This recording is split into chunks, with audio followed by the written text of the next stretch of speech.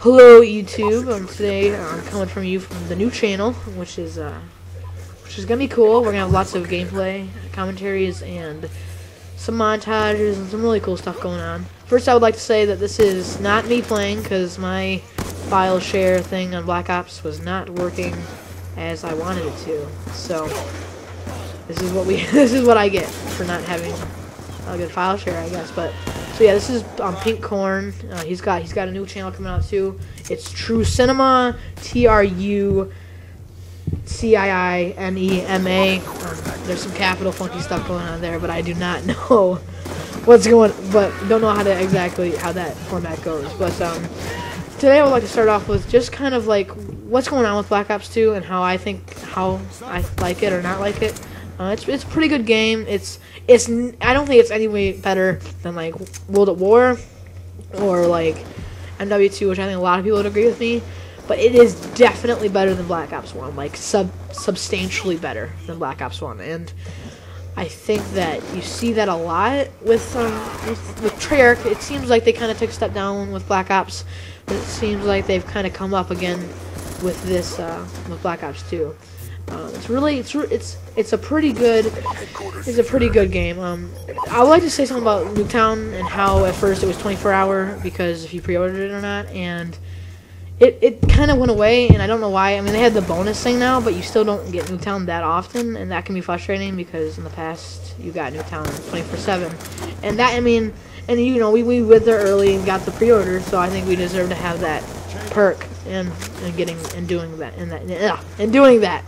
I'm starting all over the place. Anyways, so and I know there's been a lot of opinions on the crossbow. I really like it. I think the design looks very futuristic and pretty cool.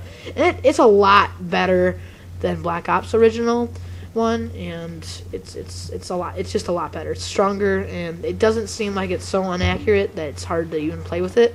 You can get kill streaks with it, and you can get kills with it. So it's pretty cool that way. So that, and then the snipers in the game also are pretty weak. I'm actually kind of disappointed in that, where it's not really, the snipers they're different, but they're not. And it seems like I would like to have like maybe a new type of sniper. Like, I'm not asking for the WA-2000 or anything, but I would just like something newer. And I think they tried to do that with like the XPR, but they did not really succeed personally. But I mean, it's okay. But it definitely needs some improvements, and the quick scoping is what it's better than Black Ops 1 quick scoping, which was pretty much non-existent. But it's just, I mean, and people are like, oh, it's a challenge, it's a challenge, it's so much funner, but anyways, they say it's a challenge, but it's really, it kind of takes away from it, because then it turns into kind of a hard and not as fun. It's kind of stressful now. Back when quick scoping was big. Like MW2 days, it was fun, and like not everybody could do it, but a lot of people could do it, and it was kind of cooler, and you'd see people do it more often, and it just doesn't happen anymore. And then we have the like kind of like the classical people saying, oh, it's snipers are made to hard scope and stuff, but I mean, people need to remember that this is a game. This is not a simulator or anything like that, so they need to kind of get going and start to realize that it's more of an arcade. I say arcade style, but it's more of an arcade style game where it's not super realistic. My opinion on the guns completely they're okay. Once again, nothing really that new. Nothing like that really has, like, I don't even see like with Treyarch, I don't see this especially. I don't really see that kind of trademark gun that everybody uses, like, I mean, which is a good thing and a bad thing at the same time, but it's not that, URP-45 or the MP7 or something like that.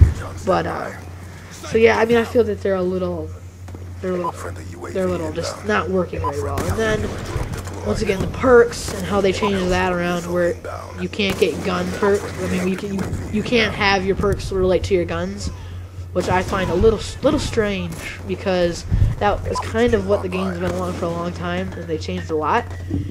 And like, at least I think they could have at least put like some kind of quick draw in or something. This kind of goes with the quick scoping again, but they could have put some kind of quick draw in for the snipers just to make it a little more just easier. And I say easier, it's not really easier, it's just more fun to quick scope that way. But that's how I feel. The diamond camel thing is really cool. I actually like that idea where if you get, you know, all the guns in that a certain class gold, you get diamond camels, which are really cool. One of my friends has them. I think actually Pink Corn, the person that's playing right now, actually has them, and it's pretty cool. And we're coming out with a new channel, and this is the new channel, I guess, and it's a lot better than our old one. We had a couple videos up on that, but I got everything working on my Dazzle, which I know it's a Dazzle, and you guys are probably gonna just freak out from me having a Dazzle, but it works. It doesn't actually have that low quality either, and I don't see the problem with it when it goes on YouTube. So it'll be good, and the commentary works fine. So for now, that's what we're gonna use, but we're gonna kind of probably come around to doing some better stuff. Anyways, I do want to say something about Pinnacle, which makes like Dazzle, like that, you know, Studio 12 that goes with the Dazzle and stuff. That their customer service is absolutely terrible. It's just not easy, and the Dazzle itself is quite a complicated thing to use for gaming, but it's a lot cheaper than an HD PVR. I say a lot. I mean, $100 maybe, but you know, that's money. And $200? Wow, I didn't know it was $200. That's a lot more than I thought. Okay. Anyways, I thought it was $150. So yeah, it's probably like $150 more then, because Dazzle runs about $50. But so yeah, that's kind of how I feel about that. But I hear the new map packs coming out in December, which I'm pretty excited about, considering that the maps on this game are kind of sucky. Like, there's a few good ones, but I do kind of miss, and I don't know if we had, in Call of Duty hasn't had this for a while, where they've had just that super long range, you know, that wasteland, that, you know, very big maps. And even if you look at Modern Warfare 2, and I think that's why it was kind of liked so much, is the fact that it had, you know, a lot of the maps were medium to large size, and I think people like that. I think it gives them more of a gaming experience than, you know, these quarter-mile maps. Like, you know, we have Carrier. We have a lot of them, too, in Black Ops 2. You have Carrier, you have Hijacked, and you have Nuketown, which Nuketown's cool. I always liked Nuketown.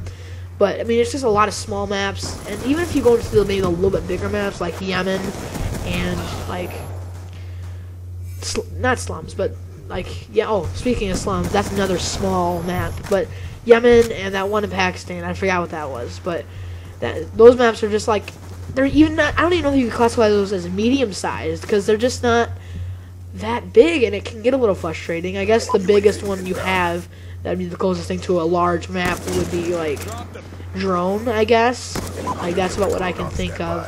And see, that's, once again, not very big. I kind of miss those big maps, and I hope maybe in this DLC they'll have some big maps. And the architecture in this game, like, you know, the maps, it's just kind of terrible. Like, it looks like, I mean, it's not really, it's detailed, but it's not super detailed, and it just hasn't seemed like there's been an improvement since, like, Modern Warfare 2 to the graphics. And if anything, in Treyarch, it's kind of gotten worse, and I don't know if that's just because the screen looks darker in Treyarch games or what it is, but it's definitely different, and I don't like it. They need to kind of catch up with graphics. But hopefully they'll be doing that. And frankly, I don't even know where Black Ops Call of Duty's going. Like, I would like to see what the next Black Call of Duty is, and I've heard it's Modern Warfare 4, but I mean, how long can you really drag on these series? I would like to see maybe like a new series or something. Just change it up a little bit, because it's been kind of the same stuff for a while. And so I mean, it's as a whole, Black Ops 2 has lots of problems again, and it's gonna be a fun game. I mean, some people really liked Black Ops, the first one, but I didn't really. But Black Ops as a whole is an okay series. I mean, because that goes with World at War a little bit. So I mean, that's what it is, and I think Black Ops will be probably coming and going pretty quickly. I don't think people are gonna fall in love with this game.